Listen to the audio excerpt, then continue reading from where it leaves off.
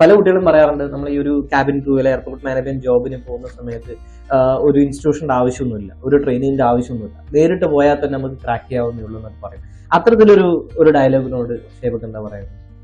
ഞാൻ ഒരു degree graduate ആണ്. എനിക്ക് നേരത്തെ പോകാവുന്നതേ ഉള്ളായിരുന്നു. ബട്ട് സ്റ്റിൽ എനിക്ക് ഏവിയേഷൻ ഫീൽഡിലായാലും ഇൻഡസ്ട്രിയിലായാലും ആ കോഴ്സ് പഠിക്കുക എന്നുള്ളതല്ല, നമുക്ക് കുറച്ച് സ്കിൽസ് ഉണ്ട്. ഗ്രൂമിംഗ് ആണ് ഏറ്റവും വലിയ. അത് വേണമെന്നുണ്ടെങ്കിൽ നമുക്കൊരു നല്ലൊരു ഇവിടെയൊക്കെ ശ്രീലക്ഷ്മി മാം അത്രയും നന്നായിട്ട് നമുക്ക് ഗ്രൂമിംഗ് ക്ലാസ്സസ്, ഞാൻ ആ സമയത്ത് ക്ലാസ്സിൽ ഞാൻ പിന്നീടാണ് ജോയിൻ ചെയ്തത്. എന്നിട്ട് പോലും ശ്രീലക്ഷ്മി മാം എല്ലാം കറക്ഷൻസ് ഉള്ളതെല്ലാം പറഞ്ഞുതരും, ഡെയിലി ക്ലാസ്സുകൾ. എനിക്ക് ഏറ്റവും ബെനിഫിറ്റ് ആയിട്ടുള്ളത് ഗ്രൂമിംഗ് ആണ്. പിന്നെ നമുക്കിപ്പം ഒരു അസിസ്റ്റൻസ് നമുക്ക് കിട്ടുക എന്നുള്ളത് അത് വളരെ ഒരു വലിയ കാര്യമാണ്. എന്നെ സംബന്ധിച്ചിടത്തോളം ഏവിയോസ്, എനിക്കൊരു ജോലി കിട്ടുക എന്നുള്ളത് ഏവിയോസ് ആണ് അതിന്റെ ഒരു ബാക്ക്ബോൺ.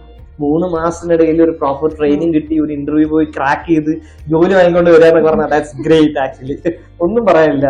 കാരണം എനിക്കും ആസ് എ ട്രെയിനർ എനിക്ക് ഭയങ്കര സന്തോഷമാണ്. കാരണം ഞാൻ പേഴ്സണലി ഭയങ്കര സന്തോഷം ഷേബക്ക് ഇത് കിട്ടി എന്ന് പറയുന്നത്. കാരണം ഞാനൊരു ട്രെയിനർ ആവുന്നത് എന്റെ സ്റ്റുഡൻസിന് ജോബ് കിട്ടുമ്പോഴാണ്. സോ നാളെ ഇനി വരുന്ന ഏവിയേഷന്റെ സ്റ്റുഡൻസിന് എപ്പോഴും ഷേബ ഒരു ഇൻസ്പയറിംഗ് ഫാക്ടർ ആയിരിക്കും.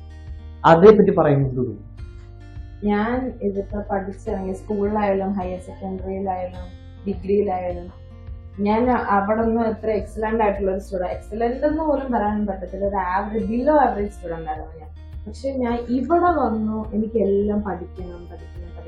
ആദ്യമായിട്ടാണ് എനിക്ക് ഇങ്ങനെ ഒരു തോന്നൽ വരുന്നത്. ഇപ്പം ഒരു ഇൻസ്റ്റിറ്റ്യൂഷനിൽ ആദ്യമായിട്ട് പ്ലേസ്മെന്റ് ആകുന്ന ഒരു സ്റ്റുഡന്റ് എന്ന് പറയുമ്പോൾ എനിക്കത് ഭയങ്കര എനിക്ക് തന്നെ അത് ഇൻസ്പിറേഷൻ തോന്നുന്നു. വീണ്ടും ഓരോ കാര്യങ്ങൾ അച്ചീവ് ചെയ്യാൻ വേണ്ടിയിട്ട് നമുക്കും ഭയങ്കര ഇൻസ്പിറേഷൻ.